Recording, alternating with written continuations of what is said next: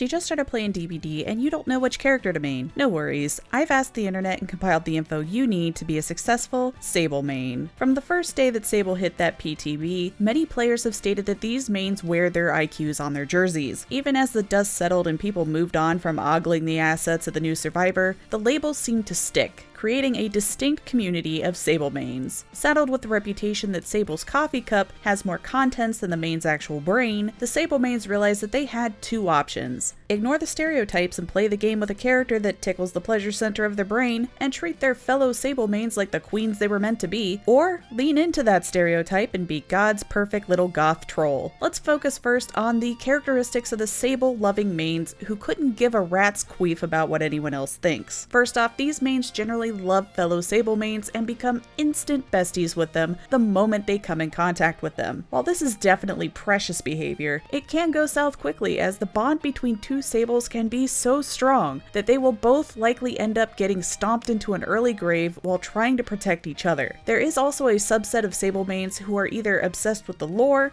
or just really like the aesthetic of Michaela and will also start a game-based relationship with them that may or may not be returned. Now this can go for either end of the Sable spectrum, but Sable mains are also about 90% more likely to have unique names. Since these mains also tend to be the deodorant to the sweaty survivors, throwing caution and common sense to the wind in the name of having a good time, this can cause the more winning-minded survivors to dodge a lobby when a Sable enters it. Otherwise, the more peace-loving Sable mains are wholesome and a joy to play with. Their counterparts, however, Sable mains and Ashe mains tend to operate on a similar level, where the more chaos that occurs in the match, the more fun they are about to have. If chaos is lacking, then they feel it is their personal responsibility to manufacture it by any means necessary. As a result, Sable mains tend to thrive in the new modes where everyone else is still trying to find their footing. They are also significantly more likely to try high-risk perk combos, or just run No Mither and Invocation Weaving Spiders and boost those gens the first chance they get before emerging victorious from the basement and teabagging the other three survivors relentlessly because they already repaired a crapload of gens on the map and their job here is done. Alternatively, these mains will start diving on the killers like small birds on a hawk that flew too close to their nest, not because they don't like them or just want to get in chase, but because they want your ghost face on their face, or they are playing 2v8 and want Wraith's bare feet on their back. Of course, there are a few chaotic-minded Sable mains who just finished baking some California brownies and are flying to the heavens while their muscle memory takes over, and they run a 5-gen chase while listening to a true crime podcast that they are simultaneously terrified of, but also can't remember what was said in the last 30 seconds. Sable. Ha!